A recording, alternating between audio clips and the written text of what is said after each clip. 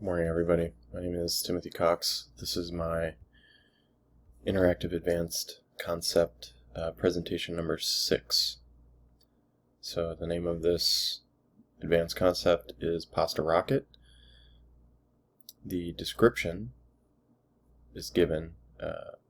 Please don't light yourself on fire with this one.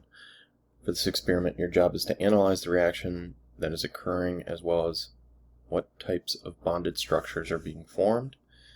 Using the following video as a guide to set up the experiment and maybe do it in the sink. So for this, as far as the instructions are given for this experiment, you'll need a mason jar, which we have a mason jar. It's one of the smaller ones like in the video we saw, and then a lid with a hole punched in it. I took the screw part off because we don't need it, so I didn't want to be tempted to accidentally put it on. But I cut a hole in the lid. And it says we also need hydrogen peroxide. Yeast. So I've got instant yeast, ZD.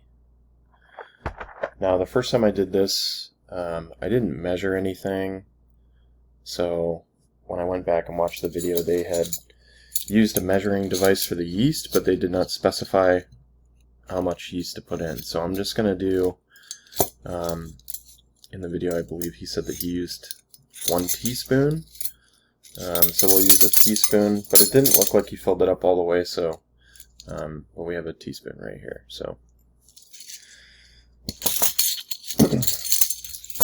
we'll go ahead and set this up. Hopefully it works this time. It didn't work the first time I did it, so I think it was because I used too much yeast.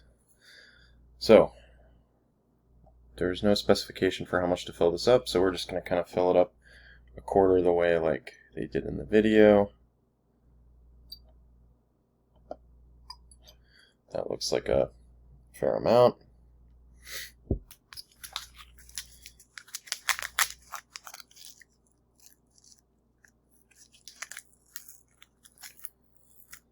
Okay. Now, last time I just opened the whole thing up.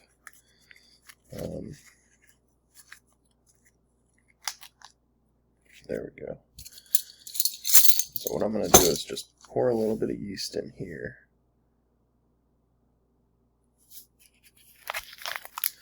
Alright, so before I put this in here, I'll make sure I have everything ready. So I'm going to grab another noodle here. We've got our noodle.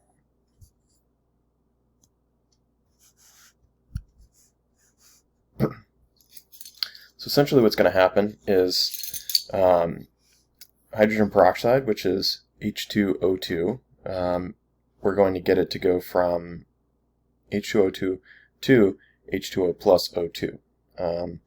Now yeast has something called catalase in it, which is going to help break that oxygen, the extra oxygen, off of the peroxide, and then the O2 is there will be bubbles that form on the inside here, and as they come up the spout through the hole, as the oxygen comes through, we're going to be using this cylindrical noodle as the fuel, and it's going to help propel this down into the table as the oxygen passes through when the noodle is on fire. So we're going to go ahead and add the yeast. Last time I just added a whole packet and it basically exploded.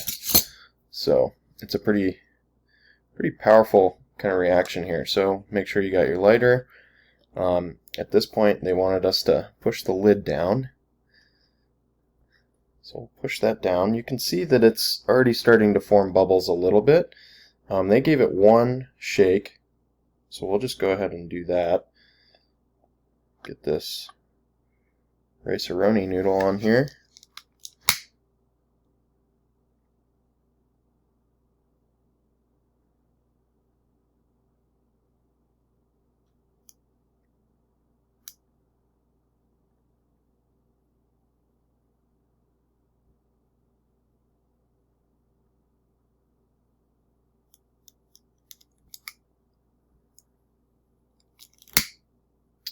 Well, I don't know if we can get the noodle to light.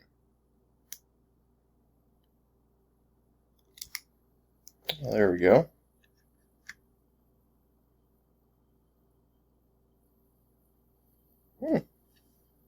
Very nice.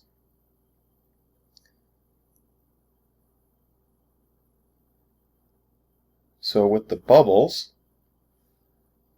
that are forming on the inside, you can see here, that is the pure O2. And so we're not really getting a great funnel effect.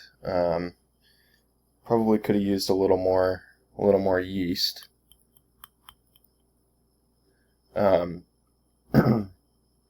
But this is a really basic rocket engine.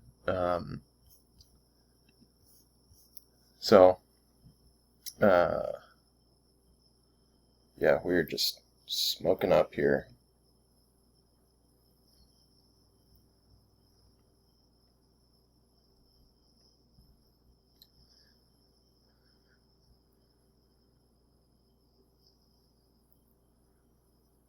You can hear the flow, and it's not really building up in the jar like it was before, so the oxygen is coming through. You can see it, the flame that's kind of in the center there.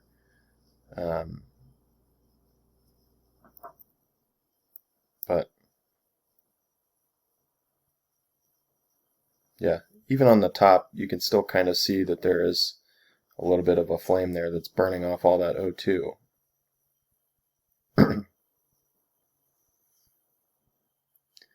Overall, neat experiment.